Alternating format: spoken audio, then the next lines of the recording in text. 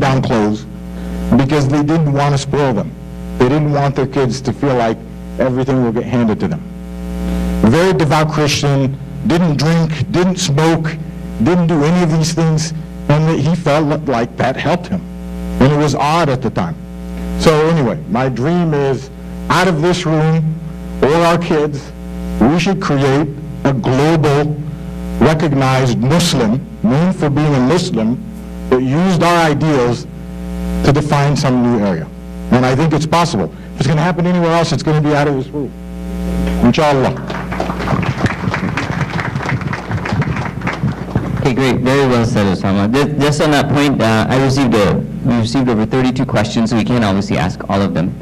A couple of them are fans of yours, Osama, and they're asking, how can I get funding?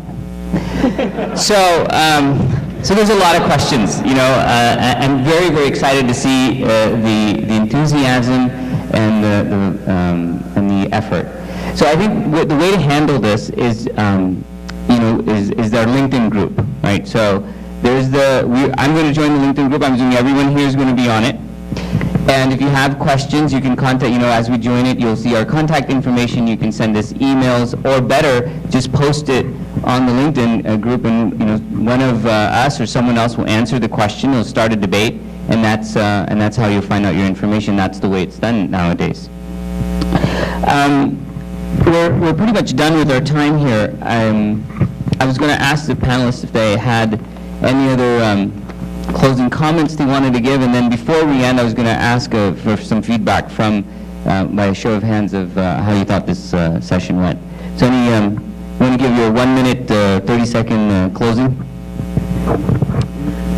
Yeah, I'll just add, in continuation of what Osama said, I think luckily, we have, in this, especially in this room, the people who are there, obviously part of a religious community.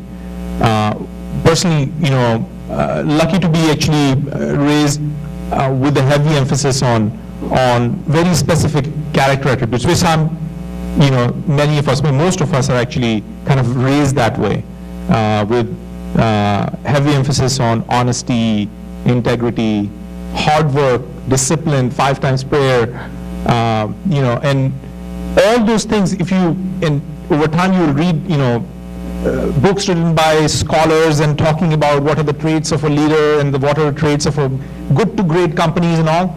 At the end, you'll, at least for me, you net it out to very similar attributes, humbleness, and some of these character attributes in people and companies and the culture of these companies that are there who have become very successful. So the key thing that sometimes comes is belief.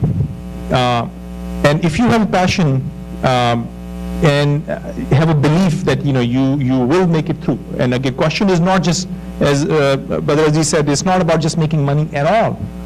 Is it about following your passion and doing something of value to other people, improving their lives, one way or the other, through your products, through your service, whether it's consumer, whatever it is. But the attributes and the character attributes that we are being taught in this community as a religion, they actually are the pillars of building good teams and good companies. So I think making use of it would be incredible. And I think I'm sure the people in this room could make use of it to actually make some phenomenal new companies and products and services out there. So I would say it's actually the closing is the start of the discussion, and I hope this discussion keeps going beyond this, tonight's events. And as Amir said, the best way is this, that we post all those questions on the LinkedIn, and then we can answer. Now, on myself itself, unfortunately, I have another commitment. I have to leave right after this. But if anybody want to send me directly email, it is very simple. It is r@cavium.com. So you can send me, and hopefully we will be able to decide. Another advantage of being boss. So I will just be brief here.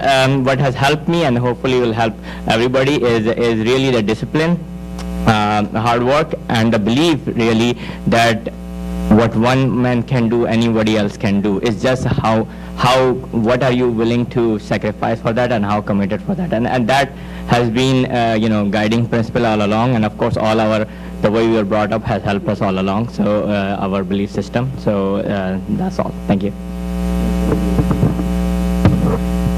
I've been a contrarian all my life in many ways, basically, so I'll take a completely different tack on this one. My closing thought basically is that I want to say something completely different than from a startup thing. I wanted to ask all of you to give back to get back. And what I mean by that, give back to get back, is that some of the best memories that I have and the best learnings that I got were actually volunteering and helping others.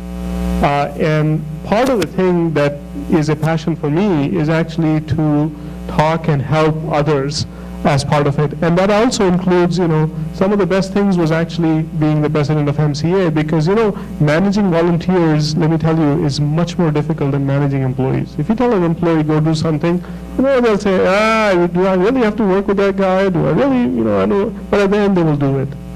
Volunteers, it's a real challenge to convince them to do something. So what I want to tell you is that please give back to get back. It would be amazing what you get back, actually. You won't even know that.